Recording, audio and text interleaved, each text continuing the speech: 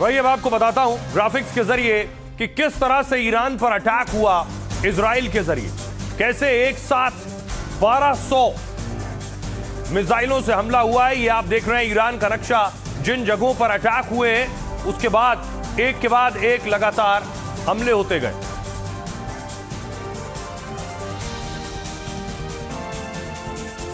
ये आप देख रहे हैं 3 अलग अलग फेजेस में ये अटैक हुआ है और कैसे तेहरान में जिस जगह पर खमनेई का दफ्तर था, जहां खमनेई मीटिंग ले रहे थे, वहां एक के बाद एक दावा है 30 मिसाइलों से अटैक हुआ है, 30 बॉम्ब गिरे हैं, जिसके बाद उनका पूरा दफ्तर तबाह हो गया है। इस बात को साफ होने में वक्त लगा कि खमनेई वहां मौजूद थे या नहीं, क्योंकि बेशक खमनेई की सिक्योरिटी इस तरह की थी, इंतजाम इस तरह के थे कि सबको जानकारी नहीं होती थी कि खमनेई किस वक्त कहां मौजूद हैं।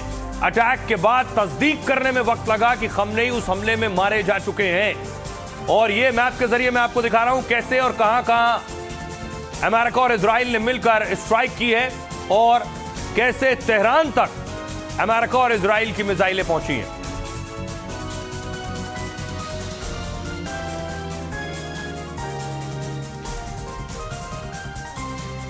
सबसे पहला स्टेज आप देख रहे हैं कि एयर डिफेंस सिस्टम और मिसाइल लॉन्चर्स को तबाह किया।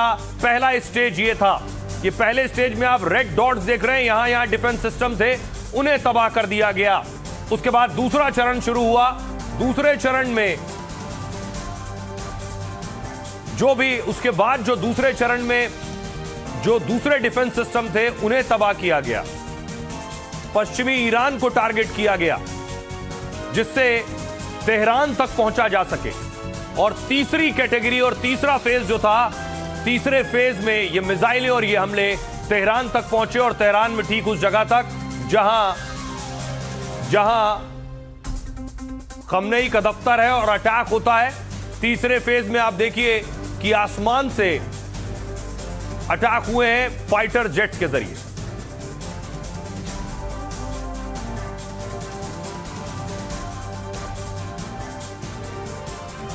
और हमारे साथ खास मेहमान मौजूद हैं कर्नल उत्कर्ष राठौर साहब। मेरा सवाल आपसे ये, जो मैप हमने दिखाया सर, एक बात तो इससे साफ होती है कि मोसाद और सीआईए, उनका जो इंटेलिजेंस और इनपुट है वो इतना सटीक है सर, इतना सटीक है कि खमनेई की बगल वाली कुर्सी में भी जो शख्स बैठा है वो भी बता रहा है अमेरिका और इजराइल को कि यहां मीटिंग हो रही है। बहुत पहले से मोसाद और सीआईए ने ईरान के अंदर एक पैठ बना रखी है और ये चीज़, ये जो काबिलियत है, इजराइल ने पहले भी, आपको याद होगा, ये हिजबुल्लाह के ख़िलाफ़ भी ये चीज़ उन्होंने मुजाहिरा किया हुआ है। तो यहाँ पर एक जो सबसे बड़ी कमी थी ईरान के अंदर वो ये थी कि वो अपने को इंटेलिजेंस को डिनाई नहीं कर पाए हैं। और इसके अलावा जो सारा अटैक है और ये जितना हम देख रहे हैं, इसमें इंटेलिजेंस का बहुत बड़ा हाथ है। और ख़ास करके जो पिन पॉइंट आप सही कह रहे हैं कि इंडिविजुअल की जो इंटेलिजेंस है, जैसे कि खमनेई के मीटिंग के बारे में, कि आज ये मीटिंग हो, खमनेई जहाँ बैठे थे वो सबसे अनप्रोटेक्टेड जगह थी। कहा जाता था उनके कोई 12 ऐसे बंकर्स हैं जिसके अंदर कोई भी असर नहीं होगा। लेकिन जिस दिन वो मारे गए, जिस दिन उन पर एक्चुअली हमला हुआ, वो सबसे अनप्रोटेक्टेड बिल्डिंग थी जो कि उनका निवास स्थान था और वो उनका कार्यालय था। और ये खबर थी कि ये शाम की जगह आज मीटिंग यहाँ होगी और उन्होंने उसका फ़ायदा उठाया और वो आपके सामने है जी। और इसके अलावा एक चीज़ मैं बताना चाहूँगा कि जून 2025 में जब ईरान और इजराइल के बीच 12 दिन का युद्ध हुआ था, तो वहाँ पर ईरान के अंदर से ड्रोन अटैक्स हो रहे थे ईरानी एयर डिफेंस साइट्स पर और रडार्स के ऊपर। तो वो एक एक्सटेंट जाहिर करता है कि कितने वहाँ पर उन्होंने अपने एजेंट्स बना लिए हैं जो खुद ड्रोन अटैक कर रहे हैं, जो कि शॉर्ट रेंज ड्रोन अटैक चल रहे थे। बाद में ईरानियों ने वहां पर एक स्पेशल ऑपरेशन लॉन्च किया था मोसाद के एजेंट्स पकड़ने के लिए। जी, हमारे साथ असलम रिजवी साहब भी हैं, विद्वान हैं, क्यूम विश्वविद्यालय ईरान से जुड़े रहे हैं। असलम रिजवी साहब, आपने जिहाद का ऐलान ईरान से हुआ है, इस जिहाद का मतलब क्या है? आपके साथ तो आपके अपने लोग खड़े नहीं हैं, और वो जिहाद वाले लोग खड़े कैसे होंगे? आप तो सऊदी अरब, यूएई, कतर, कुवैत, हर जगह खुद ही बम मार रहे हैं, तो किससे उम्मीद कर रहे हैं कि जिहाद में साथ खड़ा होगा? जी, बहुत बहुत शुक्रिया। हमारे यहाँ जो जिहाद का तस्वुर है कुछ और है, और वो जो मीडिया में बताया गया है वो कुछ और है। जिहाद का मतलब हमारे यहाँ होता है कि सेल्फ डिफेंस। अगर आप पर कोई अटैक करना चाहता है, कोई हमला करना चाहता है, और आपको मालूम है कि सामने से एक फौज आ रही है जो आप पे अटैक करेगी, तो हमारे यहाँ जिहाद ये है कि आप उसको हमला करने से पहले उसके हमले को कमजोर करने के लिए, नाकाम करने के लिए कुछ वसाइल, कुछ चीजें जमा कीजिए। इसको जिहाद कहा जाता है शियों के एतबार से।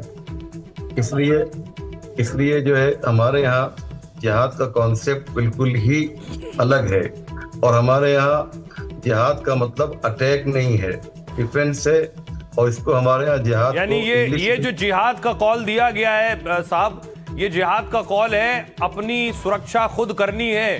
किसका कॉल है ये? जो लोग ईरान में, उनके लिए भी और शायद दूसरे मुल्कों के लिए भी। मैं सोहेल भाई, मुझे 1 मिनट दे दिया तो मैं इसको पूरी करिए अपनी कंप्लीट कर दूं कि ये जो फतवा दिया है ये हमारे बहुत बड़े आलिम हैं।